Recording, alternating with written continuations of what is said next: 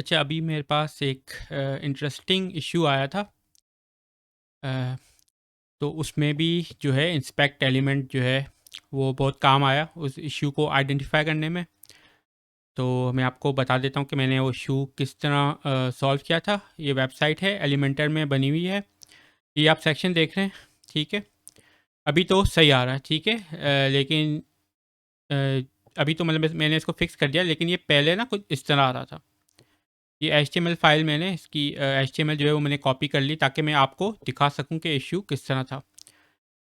तो अभी तो ये इस तरह आ रहा है, लेकिन पहले इस तरह आ रहा था कि इसकी CSS जो है वो अप्लाई नहीं हो रही थी। ठीक है, ये एलिमेंटर में बनी हुई है, इसकी CSS अप्लाई नहीं हो रही थी और इमेजेस भी नहीं आ रहे थे नीचे। तो क्या इशू था? और मज़े की बात थी कि अभी तो ये फिक्स हो गई है, ठीक है। लेकिन पहले क्या हो रहा था, जब हम पीछे एलिमेंटर में थे, एडिटर में थे और वहाँ पे काम कर रहे थे, तो वहाँ पे ये इमेजेस सही आ रहे थे, ठीक है। वहाँ पे कोई इशू नहीं था। लेकिन जब आप फ्रंट एंड में वही पेज विजिट कर रहे थे तो इस तरह का लेआउट आ रहा था, ठीक है। ये ऐसे सप्लाई नहीं हो रही थी और ये इमेजेस भी नहीं आ रहे थे। तो और बाकी चीज़ें चल रही थी, सब इसका मसला आ रहा था, ठीक है।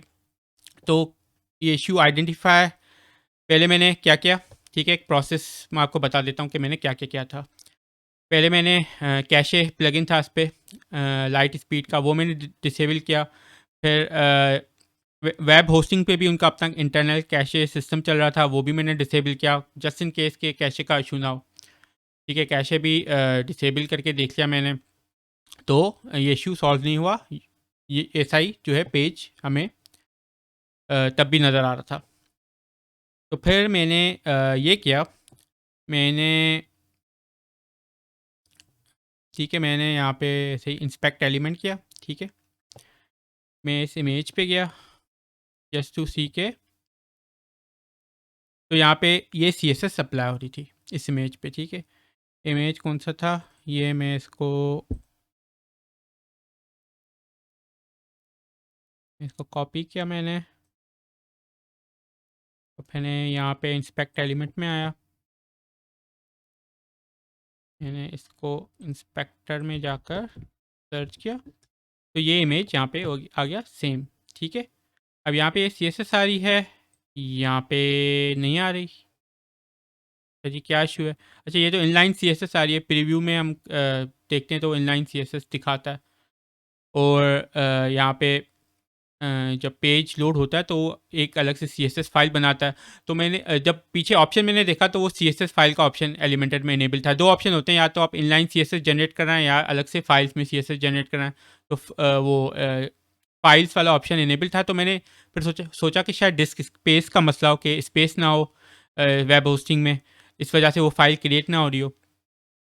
स्पेस चेक की तो स्पेस का भी कोई मसला नहीं था, फाइल भी क्रिएट हो रही थी, ठीक है।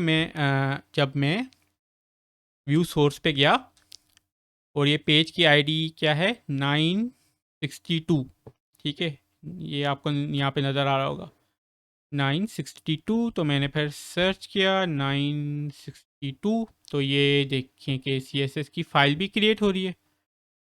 इस पर क्लिक किया मैंने और मैंने फिर ये CSS की लाइन मैंने कॉपी की, यहाँ पे पेस्ट की, तो ये लाइन भी है यहाँ पे। तो फिर मैं थोड़ा सा हैरान रह गया कि CSS की फ़ाइल भी जो है वो लोड हो रही है पेज पे, ये CSS रूल भी है। तो मतलब कि यहाँ पे वो CSS क्यों नहीं आ रही? जब हम प्रीव्यू कर रहे हैं तो वहाँ पे CSS आ रही है, और CSS जो मतलब कि पेज पे लोड भी हो रही है, तो यहाँ पे क्यों शो नहीं हो रही?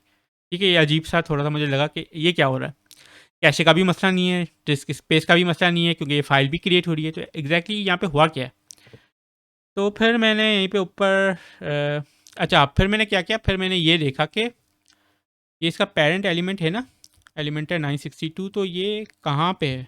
उस मतलब कि ये पेरेंट एलिमेंट यहाँ पे मतलब कि अप्लाई, ये क्लास अप्लाई नहीं हुई है, क्या हुआ है? इसको मैंने सर्च किया तो ये मुझे यहाँ पे मिल गई। लेकिन जब मैंने इसको माउस ओवर किया तो मैंने नोट किया ये एरिया सेलेक्ट नहीं हुआ।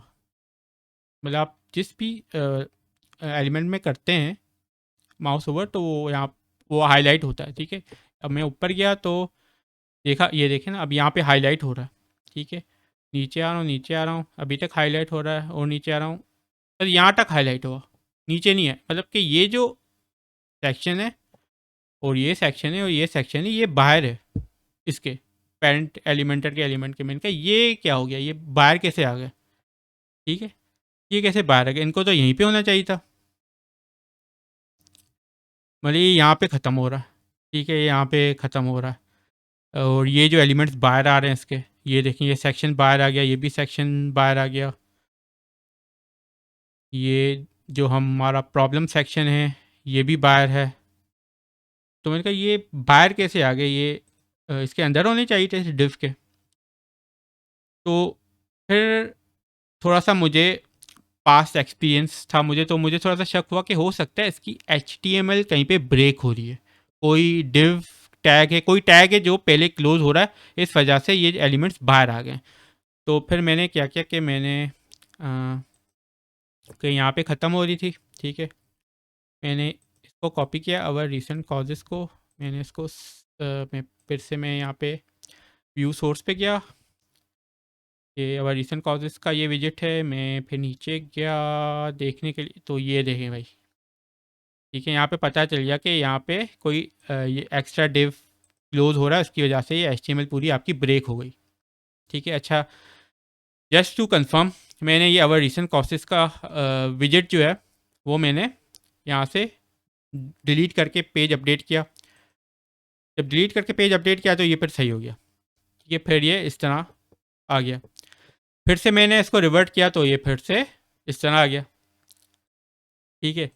तो मुझे इससे पता चल गया कि मसला यहाँ पे इस विजिट में है, और ये विजिट ये कस्टम पोस्ट टाइप थी, ठीक है, ये कस्टम पोस्ट टाइप थी। ये जो थीम है, थीम का एक प्लगइन था जो एलिमेंटर के विजिट्स क्रिएट कर रहा था, तो ये कस्टम पोस्ट टाइप और ये विजिट वहाँ से आ रहा था। तो मैंने वो प्लगइन डाउनलोड किया, ठीक है, उस पर सर्च किया कि सर्च मैंने क्या किया था, मैंने सर्च उस पर किया था ये कॉज आइटम, ये क्लास सर्च की थी एक इस फाइल में। तो मुझे फिर ये फाइल मिल गई recent causes visit dot PHP की, जो उस प्लगइन में मौजूद थी, ठीक है। और फिर मैंने देखा कि भाई ये कौन सा जो है स्टाइल है, स्टाइल 1 है, तो यहाँ पे स्टाइल 1, ये स्टाइल 4 है, स्टाइल 1 ऊपर कहीं होगा, ये रहा, ठीक है। तो मैं स्टाइल 1 के इस HTML पे आया, तो यहाँ पे एंड में इधर, ठीक है, इधर एक एक्स्ट्रा डिव पड़ी हुई थी, ठीक है, यहाँ पे एक एक्स्ट्रा डिव पड़ी हुई थी, इसको मैंने किया रिमूव। फिर मैंने इसको फाइल को किया अपलोड वापस से, और जब फिर मैंने फिर पेज रिफ़्रेश किया तो ये बिल्कुल सही हो गया जो अभी आपको नज़र आ रहा है।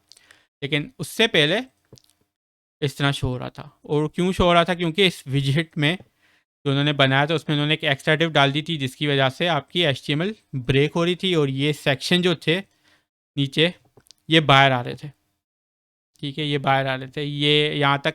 तो इस वजह से ये जो CSS थी हमारी, ये वाली एलिमेंटर 962, और वो फिर अप्लाई पेरेंट जो ये एलिमेंट था इसके अंदर जो CSS थी वो अप्लाई नहीं हो रही थी, क्योंकि ये नीचे वाले जो भी एलिमेंट्स थे उस पेरेंट एलिमेंट से डिव से बाहर आ गए थे।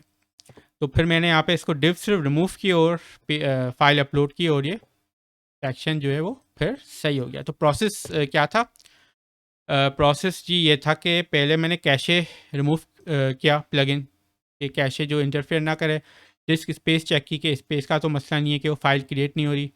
उसके बाद मैंने इंस्पेक्ट एलिमेंट किया एलिमेंटर पे, ये देखने के लिए कि जो CSS हमें प्रीव्यू में शो हो रही है वो यहाँ पे अप्लाई हो रही है कि नहीं हो रही।